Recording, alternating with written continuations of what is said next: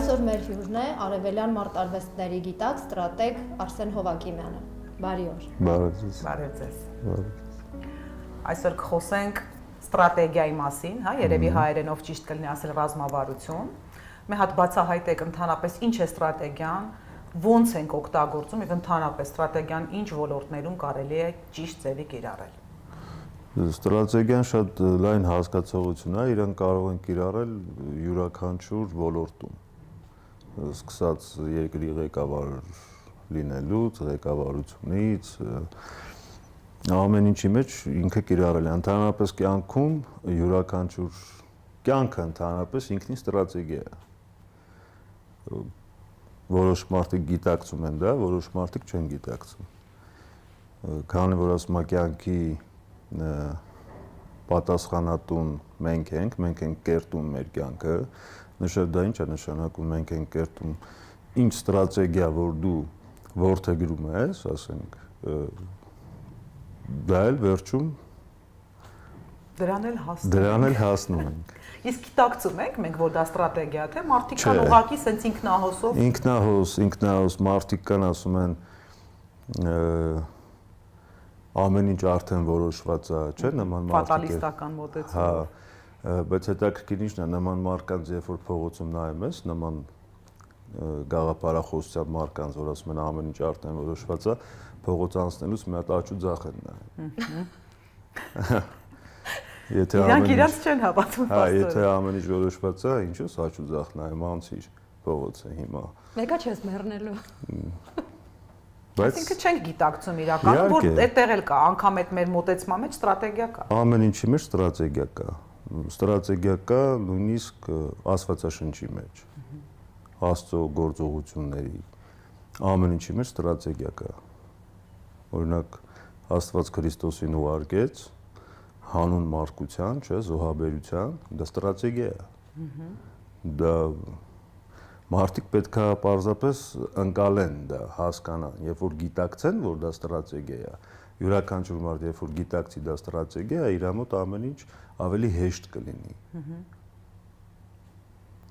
Ստրատեգիան կարող ես կիրառել նաև պատերազմում, կարող ես կիրառել նաև սիրային հարաբերություններում, ընտանիքում, կրթական ոլորտում, այսինքն այդպես մակրո եւ միկրո մակարդակով կարելի է ընկալել ստրատեգիան որպես ուղղություն։ Այո, առանց ստրատեգիայի մարդը նույնիսկ կենտրոնական աշխարհում, երբ որ առյուծը որս անում, ստրատեգիա է ընտրում։ Ինչպես որս անի, ինչ ուղղությամբ, նոր դրանից հետո մարտավարություն է ընտրում, թե ինչ մարտավարությամբ ինքը այդ որսին հասնի։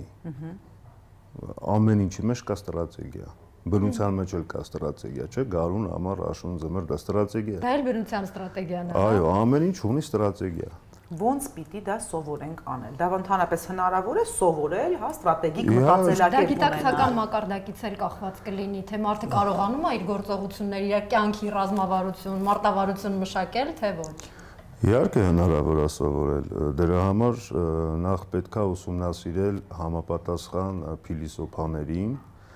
մտածողներին, ասենք Սունցզի, Չինաստանում է պատերազմի արվեստի հեղինակը, որ կոչվում են պատերազմի աստված Չինաստանում։ Կարող ես կարդալ Կոնֆուցիոս, կարող ես կարդալ հին հունական փիլիսոփաներին, կարող ես կարդալ նաև Աստվածաշունչ, որովհետև մարդիկ շատ հաճախ Աստվածաշունչը ընկալում են որպես հավատքի գիրք, բայց Աստվածաշունչը ինքը հավատքի գիրք չի, որպես այդպիսին։ Կա հավատքի մասին գրված բաներ, բայց ինքը ընդհանուր առմամբ երբ որ կարդում ես, ինքը դիվանագիտություն է, ինքը ստրատեգիա է, պատերազմել, ամեն ինչ ուսուցանում է։ Ուսուցանում է նաև մնացած փիլիսոփաները, բայց ես բոլորն էլ ուսումնասիրել եմ, բայց ինձ ամենաշատը գրավել է Աստվածաշնչյան ստրատեգիան։ Մոտեցումը։ Այո, որովհետև մեր հայության մեջ երևի կամ ընդհանրապես քրիստոնեության մեջ բոլոր այդ կրոնը դիտարկում են որպես ոնց ասեմ, թուլամորթ, հա, որտեղ շատերը կան ասում են, այ Հայաստանես վիճակի չէր ընկնի, որովհետև ընդունեցինք քրիստոնեություն, այլ որ լինեինք հեթանոս։ Հա, հնազանդության թեման այնտեղ շատ Հա, բայց ցավալի շոշափում։ հա, դա նրանից է գալիս, որ իրանք քրիստոնեությունը խորապես չեն ուսումնասիրել։ Մեկնաբանության ձևերից։ Մեկնաբանության եւ ուսումնասիրության։ Եվ ընկալում նաև։ Դե երբ որ մարդկանց կարող ես մատչելի մատուցես, թե ինչ է քրիստոնեությունը, շատ հասարակ պարզության մեջ երբ որ կարողանում ես մատուցել ինչ է քրիստոնեությունը, մարդիկ արդեն կընկալեն։ Բայց այսօր մարդը պատկերացնում է քրիստոնեությունը նա է, այն որ դու պետքա սիրես քո թշնամուն, որովհետև այդպես ասված է, նախ այդպես ասված, հա, նախ այտենց ասված չի, որովհետև երբ որ բնագրերն ես կարդում,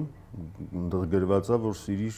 հարգիր քո թշնամուն, որտեղ թշնամունը կարելի է հարգել։ Այո։ Սիրիր չի գրված։ Չէ, սիրիր չի կարա գրվի, որովհետև Աստված ինչ է, սատանային սիրում է։ Բնականաբար չի սիրում։ Հասկանում ես, Աստված չի կարա սատանային սիրի, որովհետև ըստ Աստվածաշնչի, հա, սատանան դա մի կերպար է, որը որ ամեն ինչ խառնակիչ է, բանսարքույ է, պայքարն է ստեղծում էլի այդ լույսի եւ մութի։ Մարդկանց Աստծուց հեռացնող, այո։ Այդ դեպքում Աստվածոս կարող է դա դառնում է Աստծո թշնամի, սատանան Աստծո թշնամին, Աստված չի կարա սատանին սիրի։ Այնպես որ մարդիկ սխալ են հասկանում ինչ է քրիստոնեությունը։ Շատերը կան ասում են մուսուլմանությունը լավ կրոն է։ Ինչ առումով, որ այնտեղ շահիդ հասկացողություն կա, չէ՞, որ գնում են ինքնազոհության։ Դա այդ նույնը Քրիստոս ինքը ասում է։ Զոհաբերել, այո։ Չէ, նաև ինքը ասում է, չկա սիրո մեծ ավելի դրսևորում, քան կյանքդ տաս ընկերոջդ համար։ Դա ինչ է նշանակում։ Հենց զոհաբերություն, ինքնազոհաբերություն։ Այո, իսկ եթե կյանքդ կարող ես տալ ընկերոջդ համար, ապա ինչու՞ չես կարող կյանքդ տալ ազգիդ համար։ Նույն հաջողությամբ կարող ես։ Այսինքն այդ բառերը դրանք իմաստներ ունեն, որ պարզապես ոչ թե պետքա թռուցիկ վրայով կարդալ, որ այլ հասկանալ։ Այսինքն եթե մենք ունենանք այդ ստրատեգիկ մոտեցում անգամ այդ մեր գրքին, հա, Սուրբ գրքին, եւ կարողանանք այդ տեղից ճիշտ ձևի ոնց որ հասկանալ ինչ նպատակով է գրված, ինչ ուղղություն է մեզ տալիս։ Տեսեք, Կոնֆուցիոսը ասել է, երբ որ դու ատում ես, քեզ հաղթել է։ Դա քեզ հաղթել է։ Հիմա մեր երկիրը ինչին գավեց վիճակի մեջ, ատելության, սիրո բացակայության պատճառով։ Այո, ատելության, որովհետև ատելությունը մի քանի անձի նկատմամբ բերեց հասցրեց, ասենք, ծայրահեղ վիճակի։ Հիմա Կոնֆուցիոսը մի քիչ ավելի մատչելի է ասեմ արկանց, քանի որ մեր հանրությունը, հասարակությունը, հա, չեմ ասի ազգ, որովհետև ժողովուրդ, հանրությունը, հասարակությունը ազգի հետ ընդհանրապես կապ չունի։ Իրանք օտարամոլ են։ Այ եթե Կոնֆուցիոսն ասե, Կոնֆուցիոսը մեծ փիլիսոփա է, ճիշտ ասե, բայց եթե Սուրբ Գրքում է գրված բան ծալիր դիրմիկով, որտեղ Սուրբ Գիրքը մարդիկ պատկերացնում են ներկա գործող քահանաներով։ Այո, զուգահեռներ են անցկացնում։ Այո, զուգահեռներ են անցկացնում, բայց այդ նույն Սուրբ Գրքում գրված է, որ դու իմ խոսքը քարոզողին լսի, բայց իր գործերին մի հետևի։ Դա էլ է գրված։ Դրա համար ասենք իսկ Աստվածաշնչում գրված է ամենամեծ մեղքը, մեղքերից մեկը ատելությունն է։ Մի ատիր։ Իսկ մեղք մարդիկ միջև հիմա այսօր չգիտեն ինչ է մեղքը։ Մարդիկ գիտեն մեղքը նա է, որ եթե դու մեղք ես գործում, դու պետք է կանգնես դժոխք։ Պատժվես։ Հա, բայց դա չի, ու մեր հոգևոր ծառայողները մարդկանց դա չեն բացատրում։ Մեղք նշանակում է վնաս։ Իսկ երբ որ Աստված ասում է մեղք մի գործիր, դա նշանակում է քեզ մի վնասիր։ Այսինքն գալիս ենք նրան, ինչ որ ասում է Կոնֆուցիոսը, ասում է, երբ որ դու ատում ես, քեզ հաղթում են։ Նույնն էլ Աստված ասում, չէ՞։ Երբ որ դու ատում ես, մի ատիր, դա մեղք է, այսինքն դու ինքդ քեզ վնասում ես։ Քո ատելությամբ։ Այո, ուրիշ ինչ ես կարող վնասել։ Շատ պարզ էր փաստորեն։ Հա։ Դրա համար ես ուսումնասիրելով ստրատեգիան, Զունցզին եւ այլն, իմ համար առաջնային է Սուրբ Գրքի ստրատեգիան, հա։ Իսկ մնացածը կողքից պարզապես իմաստություն է։ ավելի զարգացնում։ Որոնք չեն խանգարում, հա, ուղղակի էլի պատկերը լրացնում են։ Այո, որոնք չեն խանգարում, պատկերը լրացնում են։ Հիմա կխնդրեմ դառնանք ռազմական մարտավարությանը, ստրատեգիային, որովհետև մեզ համար սա չափազանց ծանր տարի էր, արդիական եւ հետեւաբանություններ պիտի անենք։ Տեսեք, այս պատերազմը, որ մեր մոտ եղավ, հա, մենք դատապարտված էինք։ Ինչու՞։ Այնտեղ հազար պատճառներ կա, թե ինչու։ Մենք ի սկզբանե դատապարտված էինք այս պատերազմին, որովհետև երբ որ հերոստատույցը միացնում է, շատերը խոսում են մենք տարածաշրջանում ամենաուժեղ բանակն ունեինք եւ այլն, դա կարող են հասարակությանը ասել, ժողովրդին, հանրությանը, ՀՀ քաղաքացիներին, բայց բանիմաց մարդուն դու չես կարող ասես ծիծաղելի է, բանիմաց մարդու համար ծիծաղելի է, երբ որ դու ասում ես մենք տարածաշրջանում ամենաուժեղ բանակն ունենք, որովհետեւ դու չես կարող մենակ մի պատճառ բերեմ, շատ պատճառներ կա, բայց տեսանելին, հա, որ բոլորին հասանելի է, դու չես կարող հզոր բանակ ունենալ պաշտպանողական զենքերով։ Դա աբսուրդ է։ Այսինքն, եթե դու պաշտպանվում ես, նաև հաղթել չես կարող։ Իհարկե չես կարող հաղթել։ Իհարկե չես կարող։ Իսկ ինչ ստրատեգիա մենք պետք է ունենանք, որպեսզի ունենանք ձեր ասած հարձակվող բանակը։ Հարձակվող բանակի համար նախ պետքա հարձակողական հոգեբանություն ձեռք բերել, ոչ թե պաշտպանողական հոգեբանություն ձեռք բերել, որովհետև նույն կենտրոնական աշխարհում է, երբ որ հովազը եղնիկ է որսում, եղնիկը պաշտպանվում է, ու իր պաշտպանության միակ միջոցը դա փախնելն է, դրա համար արվեստ պետք չի, պաշտպանության համար բավական է փախնել։ Այսօր տեղից կփախնես, վաղն տեղից կփախնես, դու պաշտպանված ես։ Միշտ փախուստի մեջ ես, բայց դու պաշտպանված ես։ Ճակերտավոր էլի պաշտպանված ես։ Պետք է ունենալ հարձակողական հոգեբանություն։ Այդ հոգեբանությունը ձեռք բերելու համար պետք է գիտելիք։ Կրթել, պետք է մարդկանց կրթել, մարդկանց բերել դրան, որ դու ոչ թե զոհ ես, այլ որսորդ ես։ Եվ դրա մեջ շատ մեծ դեր ունի նաև կրոնը, որովհետև Վարդան Մամիկոնյանի ժամանակներում մենք ունեցել ենք Հովսեփ Վայոց կաթողիկոս, ճակատամարտից մի որոշ ժամանակ առաջ ինքը վերցել էր իր վրա զինվորական մոբիլիզացիան, որ ապահովի Վարդան Մամիկոնյանին։ Եվ այդ ճակատամարտից հետո իրան գերեվարեցին պարսիկները եւ որ մի քանի ամիս անց քարատեցին։ Այսինքն նա ճշմարիտ հոգեվորական է եղել։ Նրանք հասկացել են Սուրբ գրքի իմաստը, որովհետեւ այլապես մարդկանց այսօր սերմանում են դա, որ դու պետքա սիրես, ներես եւ այլն, հա։ Ներում են նրան, ով ներողություն է խնդրում։ Դա նույնիսկ Աստվածաշնչում գրված է։ Հասկանում եք, պետքա կրոնը շատ մեծ դերակատարություն ունի հարձակողական հոգեբանություն ձևավորելու մեջ, ազգին հարձակողական հոգեբանություն ձևավորելու մեջ։ Մենք ունենք այդպիսի։ Մենք չունենք։ Իսկ ուրիշ ինչա պետք մեզ դրա համար։ Չէ՞ որ մենք հիմա արդեն պիտի սկսենք, արդեն ուշանում ենք կրթել հաղթող սերունդ։ Մեզ դրա համար ինչ է պետք։ Դրա համար պետք է դպրոցներում դասավանդել ոչ թե օրինակի համար շախմատ, իմ մոտ դա ծիծաղ առաջացնում, որ ասում են շախմատը միտքը զարգացնում է, չի կարա միտքը զարգացնի, որովհետև յուրաքանչյուր խաղ ունի կանոններ։ Ներողություն, բայց չէ՞ որ դա շախմատն էլ ասում են ստրատեգիա է։ Չէ։ Ինքը մեկա քառակուսի տախտակի պայմաններում է։ Ստրատեգիան ինքը կանոններ չունի։ Ստրատեգիան կանոններ չունի։ Ստրատեգիան արվեստ է։ Դու ամեն անգամ նորովի պիտի տեսնես։ Նորովի ես մոտենում, ամեն անգամ նորամուծություններ ես անում, այսինքն ինքը սահմանափակ չի։ Իսկ յուրաքանչյուր բան, եթե սահմանափակ է, դա ստրատեգիա չի։ Խաղը կանոններով, բայց ոչ ավել։ Այո, խաղը ընդհանրապես կանոններով։ Դու մարդուն դնում ես պայմանների մեջ, որովհետև շախմատում ձին չի կարա նավակի պես գնա։ Ինքը ունի հստակ իր քայլը։ Այո։ Բայց ամենահետաքրքիրը շախմատի միջից ինչն եմ սիրում, որ ամենակարևոր ֆիգուրը շախմատի մեջ դա զինվորն է։ Ոչ թակուհին։ Այո, ոչ թակուհին, ոչ թակավորը, ամենակարևոր ֆիգուրը դա զինվորն է։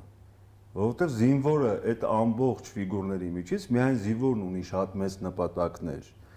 Ինքը վերջում կարող է դառնալ եւ թակավոր, եւ թագուհի, ինչ ուզի ինքը կարա դառնա։ Այսինքն մեր մոտ գանք իրականություն ամենակարևորը մեր մոտ զինվորն է։ Զինվորին պետքա դաստիարակել հարձակողական հոգեբանությամբ եւ ապահովել մնացած այլ բաներով, էլի համապատասխան։ Հագեցնել, Այո, հագեցնել, կրթել, այո, սովորեցնել պատերազմի արվեստ, որովհետեւ պատերազմները ոչ զենքը չի հաղթում պատերազմը։ Բանականությունն է, խելքն է, ստրատեգիան է հաղթում պատերազմը։ Ոչ մի զենք չի հաղթել պատերազմ։ Ու դրա վառ օրինակները կան։ Վիետնամում Ամերիկայի պես հզոր պետությունը, հա, Վիետնամին հարձակվում էր, ճիշտ է, Վիետնամին օգնում էին, բայց միայն օգնում էին։ Օգնողները չէին մասնակցում պատերազմին, վիետնամցին էր մասնակցում։ Ու չկարողացավ հաղթել Ամերիկայի պես գերհզոր պետությունը։ Աղվանստանի պատմությունը սովետական միության ժամանակ էլի չկարողացան հաղթել։ Նույն Ամերիկան Աղվանստանին դրանից հետո էլի չկարողացավ հաղթել։ Իսկ աղվանցիները ինչով էին կռվում։ Սովորական ավտոմատներով։ Բայց էլի հաղթեց ռազմավարությունը, ստրատեգիան։ Այո, հաղթեց ռազմավարությունը։ Այսինքն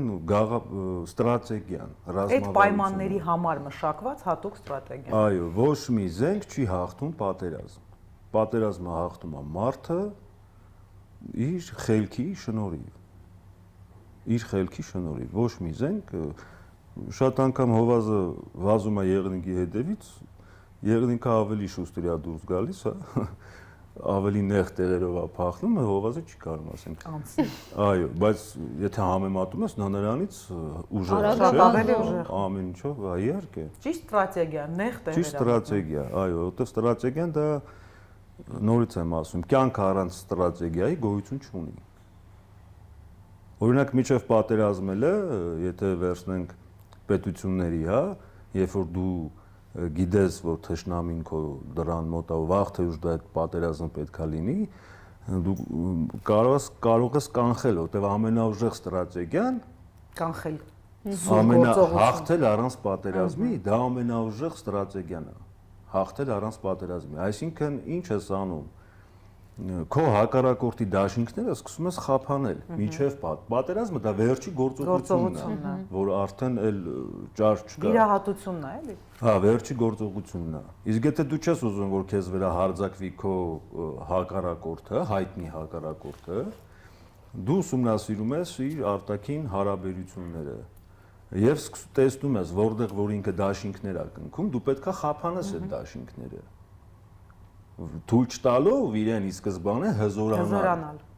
Այո, բայց միևնույն ժամանակ դու ոչ թե միայն դրանով պետքա զբաղվես, այլ պատրաստվես։ Այլ նաև պատրաստվես, որովհետև այո, հին ասույթ կա, ասում են, երբ որ գառը մորթում ես, դանակը սրիր, որովհետև գայլերն էլ են գալու այդ հոտի վրա։ Այո, բնությունն է։ Իսկ եթե մարդը բնությունից կտրվում է, չի դիտում այնտեղ, հա, եթե մարդը բնությունից կտրվում է, մարդը դառնում է անպիտան էակ, որովհետև մարդը ինքը բնության մի մասնիկ է։ Նորից վերադառնանք կրթական ոլորտին, ռազմավարությանն ու ստրատեգիային։ Հենց թեկուզ դպրոցներից սկսենք։ Դե կարող են այնտեղ շախմատի փոխարեն դասավանդել նետաձգություն, պարսատիկի նաև դասեր կարող են դասավանդել, ռազմավարություն դասավանդեն, ստրատեգիա դասավանդեն, որովհետև դա մարդկանց դա պակաս է, դա մարդկանց մեջ պակաս է, մարդիկ այսօր դպրոց հաճախում են, կրթություն դա չի նշանակում միայն, որ դու անգլերեն սովորեցիր, գիրքը կարդացիր, հա, դու պետքա կրթես, քո ազգին պետքա կրթես, կրթության մեջ հիմա մեր պարագայում ամենակարևորը դա պատմությունն է մեր, որ որպեսզի յուրաքանչյուր հայ իմանա իր պատմությունը, քանի որ պատմությունը միշտ կրկնվում է, պատմությունից պետքա դասեր էլ քաղել։ ու հասկանալ, որ երբ եկավ կրկնվելու պահը արդեն։ Այո, պատրաստ։ այո, եւ պետքա կրթել արական եւ վիկական սեռին ռազմավարությունով, նաեւ նման սպորտաձևերով, որտեղ հիմա աշխարհում դա լայն տարածում ունի։ Չինաստանում, Անգլիայում, այդ բոլոր այսպես ասած զարգացած երկրներում, քանի որ հայերը օտարամոլ են, չգիտես ինչի, այո։ Ուրիշինը լավն է։ Այո, այս օտարամոլությունն է բերում այս վիճակին։ Օտարամոլությունն է բերում այս վիճակին։ Դե գոնե ուրիշի փորձը վերցնեինք, օրինակ կրթական համակարգի ինչ փորձ կա, հա, ասենք օրինակ թեկուզ, չգիտեմ, տարբեր երկրում Չինաստանում, որ մենք վերցնենք։ Ես ասեմ, օտարամոլությունը մակերեսային է։ Երբ չես ուզում քեզ ուսումնասիրես, արագ ուրիշին ես ուզում։ Հա, որովհետև հիմա տեսեք, հիմա ձևավորվել է մի հասարակություն, այս ձևավորվել է, այսինքն այսպես ասեմ, մի փաթեթ է հասարակության, որը որ ատում է հենց իր պարունակությունը։ Դա շատ ցավալի։ Ծաղրում, ատում, հա, ինչ-որ բաների վրա սովորություն կա ծիծաղելու։ Այո, երբ որ դու քոնը ատում ես, այսինքն դու քեզ ես ատում։ Փորձում ես նմանվել ուրիշին։ Իսկ յուրաքանչյուր մարդ, նույնիսկ բուդդիզմում կլինի, չգիտեմ, քրիստոնեությունում կլինի, հա, ինչ է ասում, ասում է դու ոչ թե պետքա քեզ գտնես այս կյանքում, այլ դու քեզ պետքա ստեղծես այս կյանքում։ Թե ճանաչես։ Ստեղծես քեզ, ստեղծեց քեզ։ Այս ստեղծելու process-ին գնում է նաև ինքնաճանաչման process եւ այլն, բայց դու քեզ պետքա ստեղծես։ Պետքա ստեղծես քեզ։ Ոչ մեկը չեմպիոն չի տալիս քեզ։ Ծնվում։ Գնում են, իրանց ստեղծում են չեմպիոն, իրանք իրանց արարում են։ Իրանք իրանց արարում են, գնում են չեմպիոն են դառնում։ Ով որ ձգտում ունի։ Որտեվ բազմաթիվ սպորտսմենների մեջ շատերը կան, որ ունակ են, բայց ձգտում չունեն։ Հա, կա նաև որ իրան պետք չէ ձգտումը, ինքը պարզապես մասնակցելու համար է, ինքը այնտեղ, ասենք, որտեվ ինքը իրան ուզում է ուրիշ տեղ գտնի, այսինքն ինքը իրան չի ուզում ստեղծի։ Իսկ եթե դա վերածում ենք, ասենք, պետական մասշտաբի, դու պետքա ստեղծես քեզ, պետքա ստեղծես քո հզորությունը, դու ինքդ պետքա ստեղծես, որովհետև պատմությունով էլ նայում ես, մենք երբեք դաշնակիցներ չենք ունեցել։ Հետո մեր պատերազմը միայն հողային, տարածքային պատերազմ չէ, սա նաև կրոնի պատերազմ էր, որովհետև մուսուլմանական երկրները, հա, Թուրքիա, Ադրբեջան, Պակիստան, քրիստոնյա պետության դեմ էին կռվում։ Ու այս պատերազմը ապացուցեց, որ քրիստոնեությունը սխալ են մարդկանց քարոզել, որտեղ ոչ մեկ չխառնվեց։ Իսկ առաջներում հներում քրիստոնեությունը երբ որ ընդունել էին, այտենց չէր։ Երբ որ հին Հռոմը ընդունեց քրիստոնեությունը, հա, այս 325 թվականին թե 27, չեմ հիշում, Կոստանտին կայսրի, նրանք այն ժամանակ ոգևորված էին այդ գաղափարախոսությամբ, նաև պատրաստ էին հեթանոսներից ազատագրել քրիստոնեական երկրներին, հա, բայց այսօր լրիվ հակառակն է, որովհետեւ այսինքն միասնականություն չկա, անգամ կրոնի շուրջ։ Այո, որովհետեւ նու քրիստոնեությունը դա կրոն չի, քրիստոնեությունը դա ուսմունք է։ Բայց մարդիկ ասում են կրոն է, բայց դա ուսմունք է։ Ու շատ լուրջ ուսմունք է ինքը։ Ինքը շատ լուրջ ուսմունք է։ Քրիստոնեության մեջ նաև երբ որ Քրիստոսին հարցնում են փարիսեցիները, հա, ասում են դու Աստծո որդին ես, այն նպատակով են հարցնում եւ երբ որ ասի հա, կասեն Աստծո հայությամբ զբաղված, կբռնենք։ Իսկ Քրիստոս ինչ պատասխանա տալիս, ասում է ձեր հարցին կպատասխանեմ, երբ որ դուք իմ հարցին պատասխանեք։ Հովանես Մկրտիչը Աստծուց էր, թե չարից էր։ Ու Քրիստոսի շուրջ հավաքված էին Հովանես Մկրտչի հետևորդները։ Փարիսեցիները վախում են, ասում են, եթե մենք ասենք սատանայից էր, բանը հետևորդները մեզ կքարկոծեն, եթե ասեր Աստծուց է, Քրիստոս կասի, ապա ինչու գլխատեցիք։ Դա դիվանագիտության վառ օրինակ է։ Այսինքն այդտեղ ամեն ինչ կա, մեզ տրված է դա, այդտեղ ամեն ինչ կա։ Եվ հետո մեր պրոբլեմը հասարակության, ազգի չեմ ասում, հասարակության, որ բոլորը թագավորներ են, չակերտավոր, բոլորը թագավորներ են։ Իսկ եթե բոլորը թագավորներ են, այնտեղ արդեն խելացի ոչինչ չկա, որովհետև հնուց իմաստություն կա հայտնի, ասում աշխարհի ամենաթանկ բանը դա հիմարությունն է։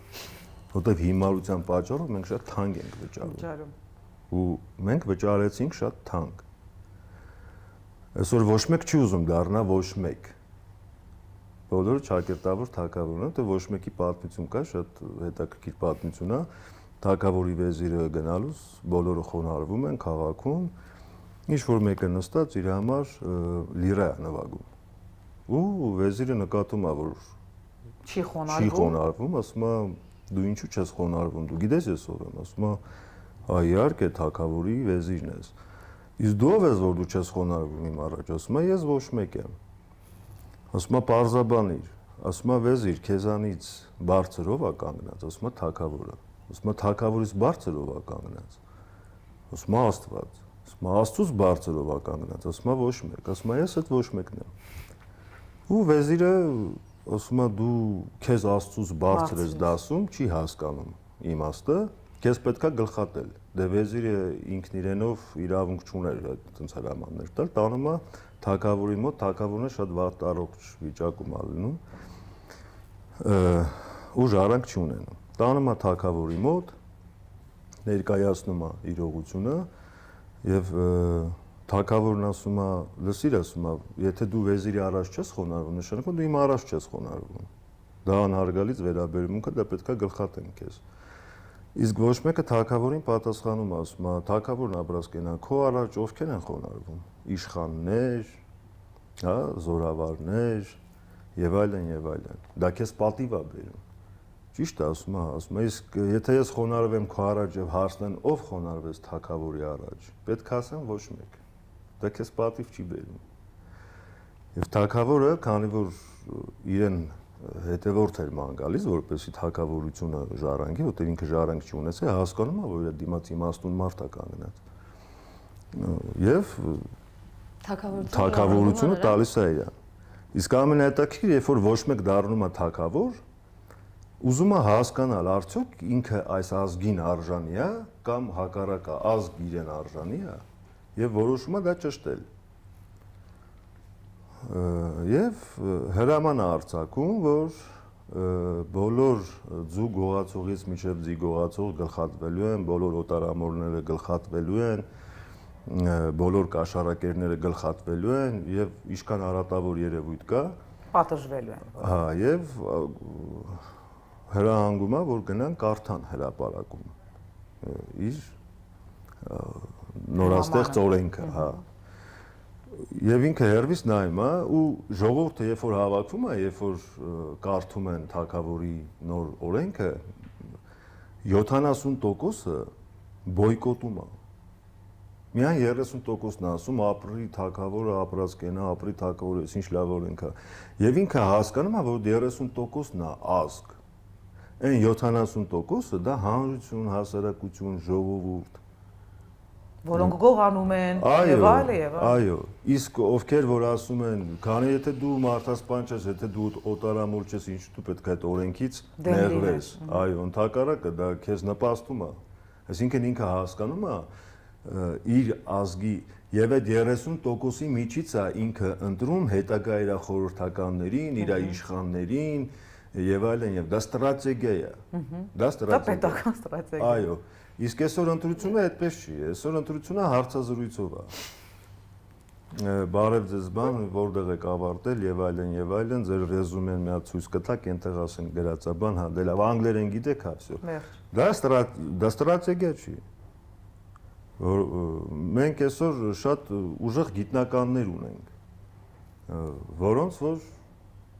արհամարում են։ Թագավորների ազգի համար, որ անհատականություններ են, կա ստրատեգիա, որ հնարավոր լինի իրանց ներառել այդ ձեր ասած ռազմավարության մեջ։ Իհարկե թագավորության մեջ կա ստրատեգիա, այստեղ գիտեք ինչն է ամենահետաքրքիրը, որ բոլոր այս ժամանակներում այս 30 տարվա բոլոր իշխանավորները միջև այսօր կենցաղային մտածելակերպ ունեն եւ կենցաղային հոգեբանություն ունեն, կենցաղային։ Այ օրինակ բերեմ Տիգրան Մեծը, երբ որ պատերազմում էր Լուկուլոսի դեմ, Ցիցերոնը Տիգրան Մեծի ժամանակագիծը, Հռոմի փիլիսոփա, իր գրառումներում գրել է, որ Հռոմը ծանր պատերազմ մղեց Տիգրանի դեմ, ոչ թե Հայաստանի դեմ, այլ Տիգրանի։ Դրա մեջ ինչ է թաքնված, որ Հայաստանը եւ Տիգրանը նույնացվել էր։ Տիգրանը ինքն էր նույնացրել, այսինքն իր ինքնասիրությունը դա Հայաստանի ինքնասիրությունն էր, Հայաստանի ինքնասիրությունը իր ինքնասիրությունն էր։ Երբ որ Տիգրանին ասում են, «Ես ինչ թագավորին սպանենք», հիմա շատ չխորանամ, Տիգրանին ասում է, «Դա իմ սիրտը կհովացնի, բայց ինչ կտա Հայաստանին, հայոց աշխարհին, ինչ կտա դա»։ Դա պետական մտածելակերպ ունեցող մարդու տեսակ է, մոտեցում է, որը որ մենք ունեցել ենք։ Այսօր չկա, այդ ամեն ինչը չկա։ Այսօր բոլորը հայերեն լեզվով թշնամու շահերն են պաշտպանում։ Այդ նույն բանը իմիջիալոց, երբ որ Միրդադ Եվպատորը իր զորավարներից Գորջիոսին ուղարկում է որպես դեսպան Տիգրան Մեծի մոտ փոքր հայքի հարցերով, հա, եւ Գորջիոսը հայերեն է խոսում, որպեսզի Տիգրանին հաճոյանա շողոքորտի, Տիգրանը ուշադիր լսում է, ասում է, «Տես Գորջիոս, դու հայերեն ես խոսում, բայց քո երկրի շահերն ես պաշտպանում մեր լեզվով»։ Իսկ այսօր այս հասարակության մեջ Ամերիկայի դեսպանը հայերեն ասեց «Բարև ձեզ»։ Հո ուրախանում են։ Աբսուրդ է։ Ես դրանց ազգ չեմ համարում։ Դրանք հանրություն, հասարակություն, 30 տարի մարդկանց ազգից իջացրել են հասարակության, հանրության, մասսայի։ Իսկ մասսան ինքը չի կարա իմաստուն լինի, որովհետև ընդհանրապես, եթե ուզում ես պետությունը զարգանա, դու պետք է լինես մանարխ։ Դրա վառ օրինակները կան։ Չինգիզ խանը մանարխ էր, Տիգրան Մեծը մանարխ էր, յուրաքանչյուր մեծ Ալեքսանդր Մակեդոնացին մանարխ էր, հա, բոլորը մանարխներ են եղել։ Նույնիսկ Աստված ինքն է մանարխ։ Մանարխը ինքն է տիրում ամեն ինչին։ Նույնիսկ Աստծո, իսկ այստեղ ինչ են քարոզում, հավասարություն։ Նույնիսկ բնության մեջ չկա հավասարություն։ Չկա, եթե մանգաս բնության մեջ չես գտնի հավասարություն։ Մի ծառը հաստ է, մեկը բարակ է, մի սարը մեծ է, մեկը փուճուր է, մի գետը ցամաք է, մեկը վարար է։ Նույնիսկ Աստծո մոտ չկա հավասարություն։ Եվ բայց մարդկանց, քանի որ մարդիկ այսօր շատ կարդալ չեն սիրում, տեսողական ինֆորմացիայով են սիրում, հա, մեկ էլ պատմողական, մարդկանց ոչ նորմալ մատուցում են պատմողականը, ոչ էլ նորմալ ցույց են տալիս, թե ինչ է կատարվում։ Ցույց են տալիս, այն ինչ որ իրանք ուզում են։ Հա, ցույց են տալիս այն, ինչ որ իրանք ուզում են։ Օրինակ Ստալինին երբ որ հասնում են դեմոկրատիան, ինչա Ստալինն ասում է, այս վերջերս ասում է, Ռուզվելտը ինչ շատ ասում է Մաչելիձևի բացատրեց ինչա դեմոկրատիան։ Դա Ամերիկայի ժողովրդի իշխանությունն է։ Դա դեմոկրատիան դա է, որ բոլորին սերմանել են դեմոկրատ, ընկել են բառախաղերի մեջ, հին հունարեն դեմո բառից, բայց դեմոն բառից է, սատանա, ձեմն, հա, սատանա բառից։ Առաջի դեմոկրատը դա սատանան էր։ Դուրս եկավ Աստծո դեմ, ասեց ինչի պետք է մենակ դու թագավորես։ Ես քեզանից ավելի լավ կթագավորեմ, հավաքեց իր համախոհներին, հա, հրեշտակներին եւ դուրս եկավ Աստծո դեմ եւ բոլորս էլ տեսանք ինչ եղավ։ Գիտենք ինչ եղավ ավելի շուտ։ Այսինքն դեմոկրատ հասկացողություն գոյություն չունի, երբ որ Սինգապուրի վարչապետին, հա, որը որ հեղափոխություն արեց եւ իրեն ասում են բա ուր է դեմոկրատիան, երբ որ ինքը տենց օրենքներ էր ընդունում, մոտ 3000 հոգի մարդ բնակահարեց, այո։ Ինքը նույն Եվրոպային պատասխանեց, ասեց ամենաուժեղ դեմոկրատիան դա դիսցիպլինան է։ Երբ որ ամեն մեկ իր գործը գիտի, ամեն մեկ իր տեղը գիտի։ Իմ ասեց առաքելությունը նրանումն է, որ ամեն մեկին իր տեղը ցույց տամ։ Այսինքն ղեկավարի առաքելությունը դրա մեջ է։ Ստրատեգ լինելու մեջ է, ղեկավարը պետք չի լինի առողջ, ասենք, բժիշկ պետքա չլինի, ասենք, հասկանա, որ եւ այլն, կամ ասենք ինչ որ պետքա կոշկակար չլինի։ Ինքը պարզապես ղեկավարը պետքա իր ստրատեգիան այնպեսին բդիլնի, որ ինքը գտնի համապատասխան մարդկանց եւ դնի ճիշտ տեղերում եւ հսկի, որովհետեւ ամեն ինչ հսկելու կարիք ունի։ Հսկի, որ գործը կատարվի։ Այդ ժամանակ այդ ղեկավարը ինքը արդեն կարա երկիրը հզորացնի, երկիրը բարելավի եւ այլն եւ այլն։ Շատ հետաքրքիր էր, շնորհակալություն։ Մենք առաջիկայում էլի ենք հանդիպելու, այնտեղ դուք հետաքրքիր մի ակնարկ արեցիք մի թեմայով, մենք հետո այդ թեման ավելի բարձրաձայնելու ենք մի առանցին հաղորդման մեջ։ Շնորհակալություն։ Շնորհակալ։ Ես էլ եմ շնորհակալ։ Միասին ի լույս։